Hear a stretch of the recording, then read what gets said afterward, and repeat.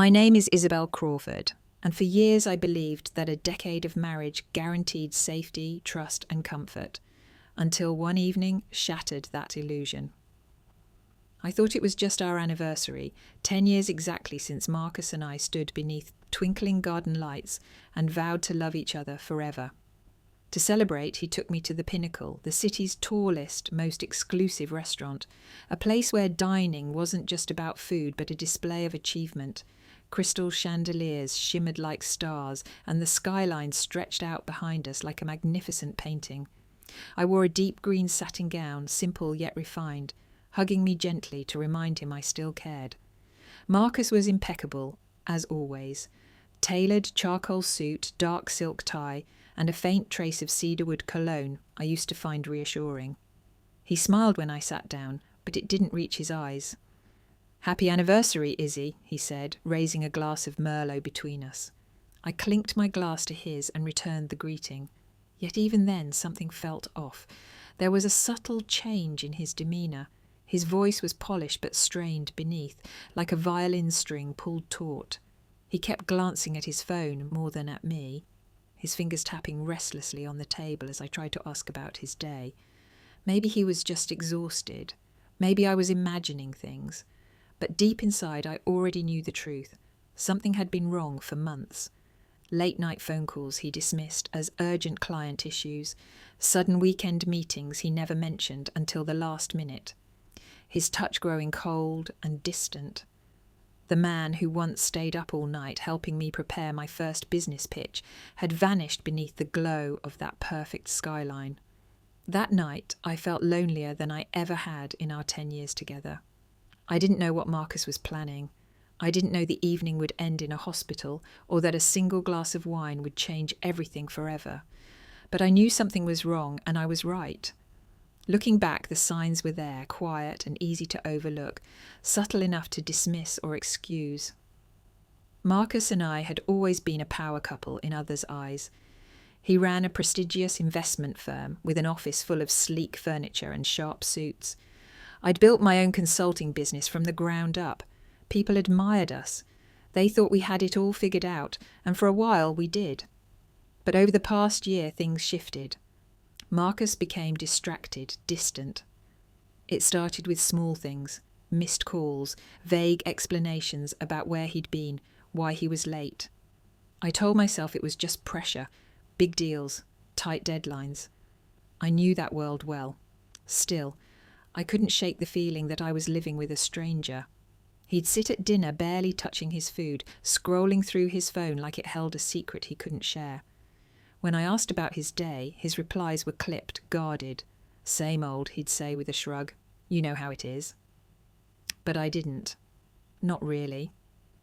The intimacy we'd shared, late-night talks, spontaneous weekend trips, even small Sunday rituals like cooking together, had vanished. In their place was silence, or worse, politeness. Once, I asked if something was wrong. He looked up from his laptop, gave me a hollow smile, and said, "No, Izzy, just tired." But I could see it in his eyes. He wasn't tired. He was gone, emotionally absent. Weeks before our anniversary, I found a second phone in his gym bag. It wasn't locked, but when I turned it on, it was wiped clean. No contacts, no messages, nothing but a blank home screen. I wanted to believe it meant nothing. Maybe he was trying to separate work and personal life. Maybe it wasn't even his phone. But my instincts told me otherwise. That night I lay awake beside him, staring at the ceiling, wondering how two people under the same roof could be living such different lives. Still, I didn't leave. I didn't ask the difficult questions. I wanted to believe in us, that this was just a rough patch, a phase. But sometimes what we call a rough patch is really the start of an ending. Halfway through dinner, I excused myself, saying I needed to freshen up. The truth was, I just needed space.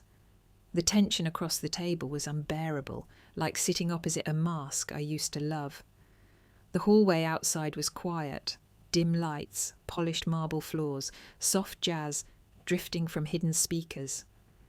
I leaned against the wall, closing my eyes as my heart raced for reasons I couldn't name.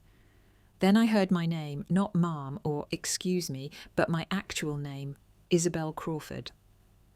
I turned to see the waitress who'd served us all evening, a girl no older than 20, dark hair braided neatly back, name tag reading Lena.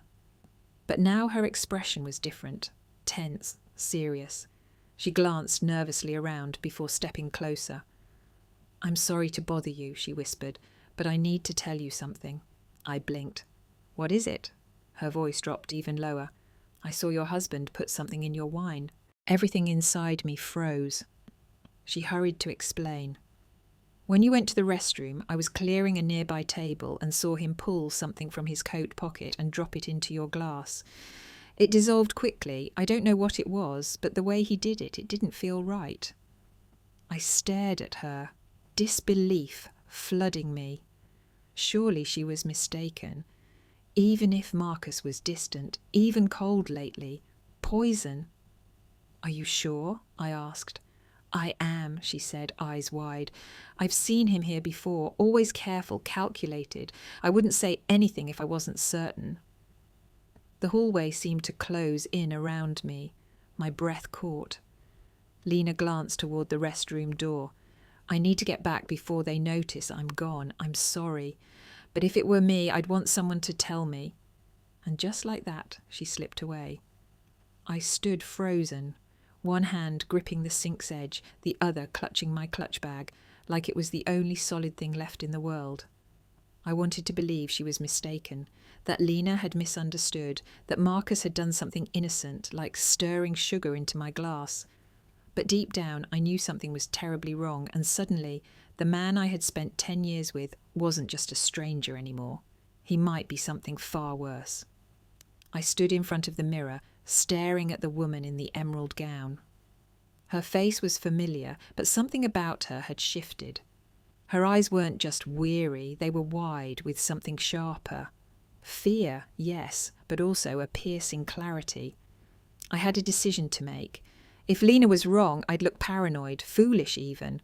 But if she was right, I couldn't afford to ignore it. I took a steadying breath, smoothed the fabric of my dress, and stepped back into the hallway.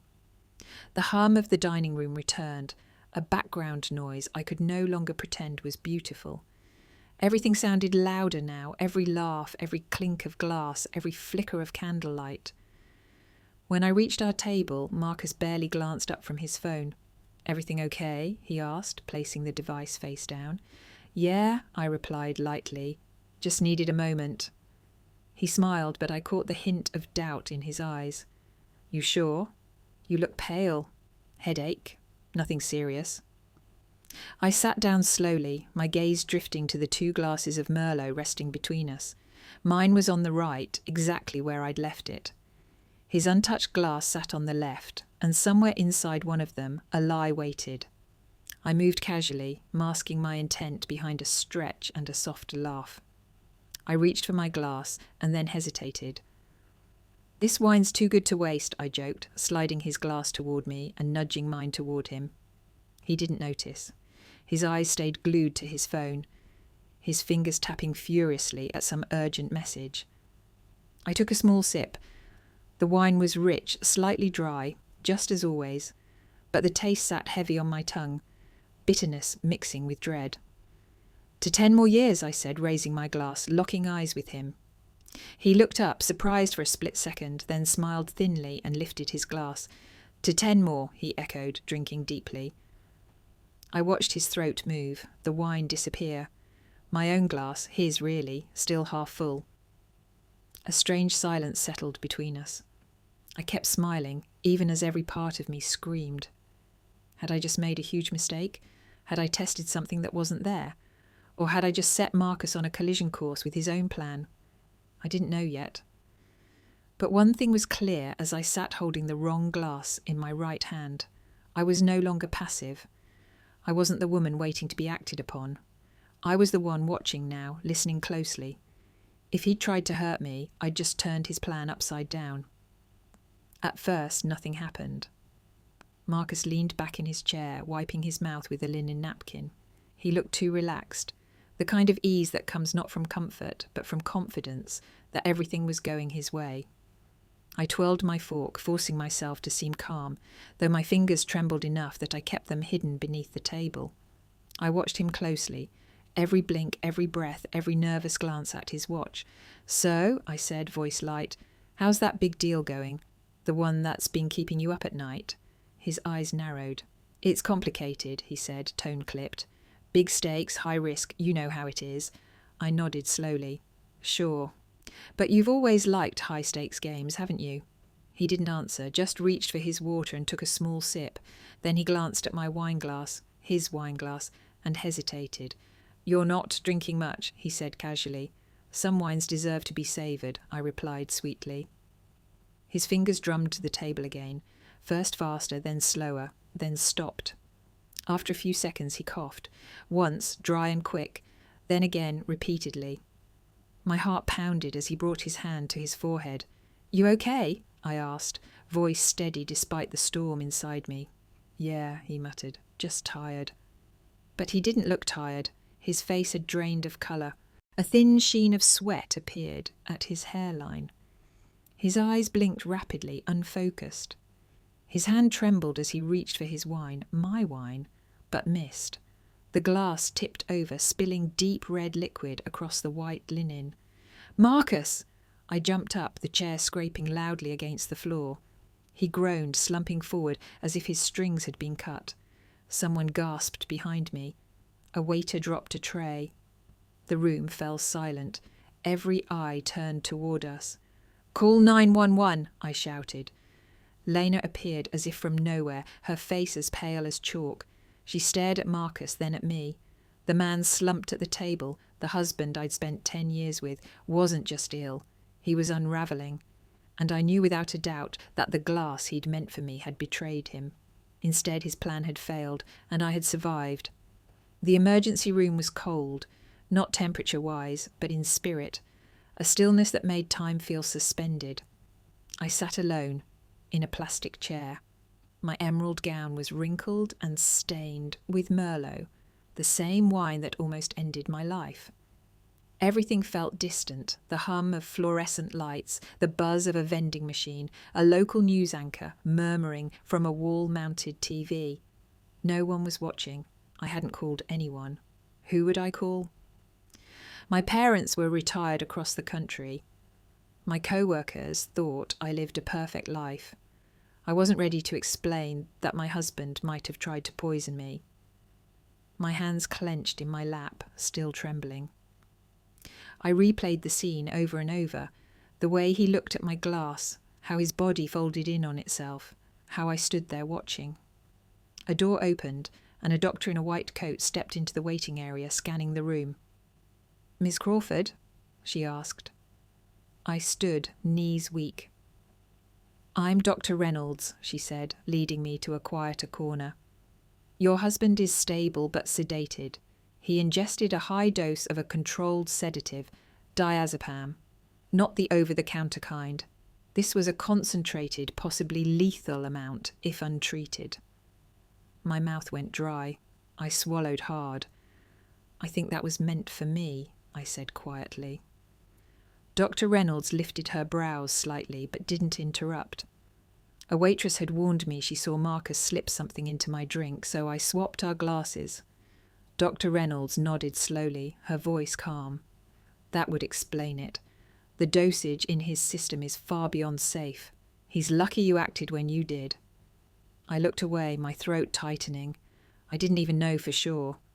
I didn't want to believe it. She set her clipboard against her chest. "We'll need to involve the police. This isn't just a medical emergency, it's a legal matter." The right thing. Was that what I'd done? I felt like I was drifting between two worlds. One, where Marcus was my partner, my protector, and one where he had quietly planned to eliminate me. For money, control. I sat back down, not to wait, but to gather myself. The man I thought I knew lay behind a hospital curtain, sedated and alive. But the truth between us was exposed, and nothing could cover it up. The truth came faster than I expected. It started with a call from one of Marcus's former clients, Lena, the woman who'd gushed about how he saved her portfolio.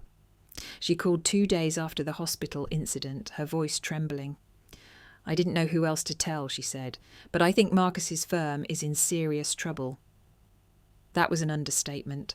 Within a week, everything unravelled, quietly, then publicly. Marcus's investment company, once praised in local business magazines, was collapsing. Months of bad trades, failed investments, and risky deals had caught up with him.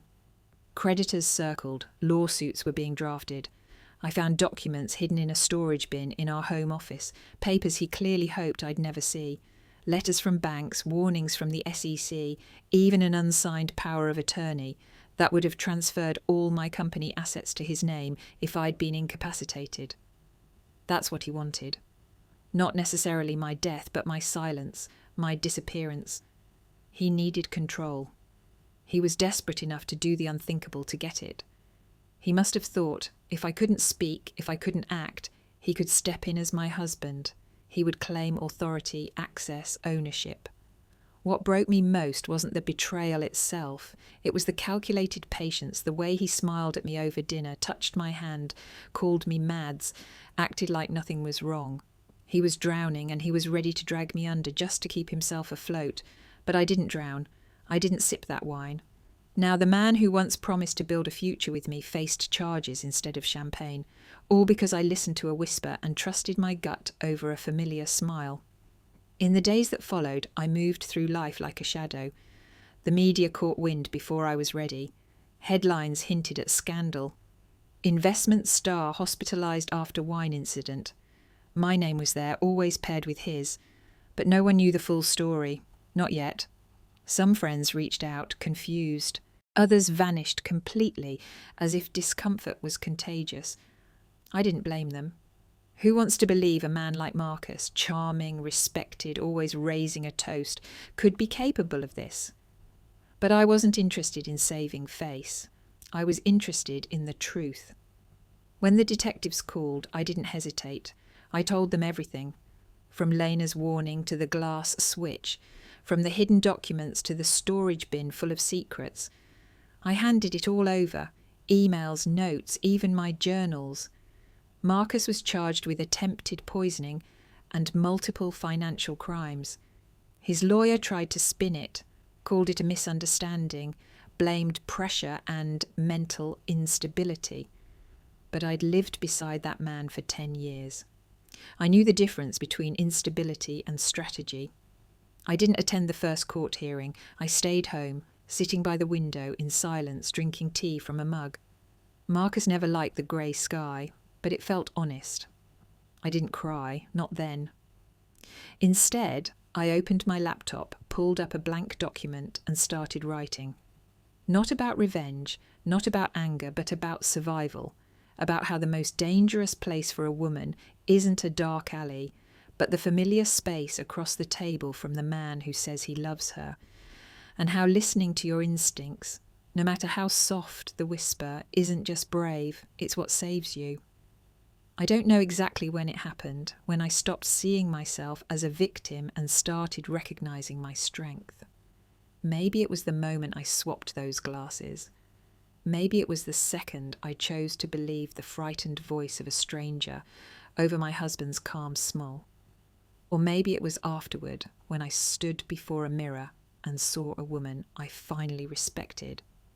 The months that followed weren't easy. Healing rarely is. I went to therapy. I distanced myself from people clinging to the illusion of our marriage. I let myself grieve, not just the relationship, but the years I spent shrinking so someone else could shine. And then I began to speak. It started small, a women's leadership conference, then a podcast, then a panel at a non-profit helping women recognise coercion and financial manipulation in relationships. I didn't tell my story for attention. I told it because silence almost killed me. Today, I'm not defined by what happened that night at the Crescent. I'm defined by what I did after. I rebuilt. I returned to my company stronger than before. I hired Lena, the young waitress who warned me, as my executive assistant. She's studying business now, and I'm proud to mentor her. People still ask if I ever loved Marcus. The truth is, yes, I did. Deeply.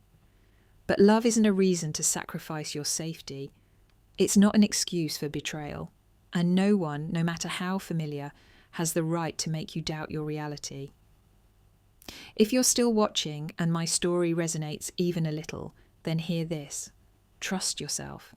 Listen to your instincts. Don't wait for the crash to confirm what your gut already knows.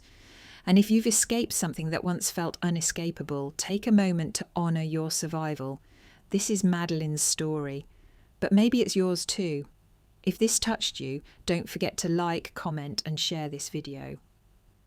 Subscribe to The Art of Revenge, where true stories of strength, clarity and quiet triumph come to light. Your voice matters. Your truth is never too small to be heard.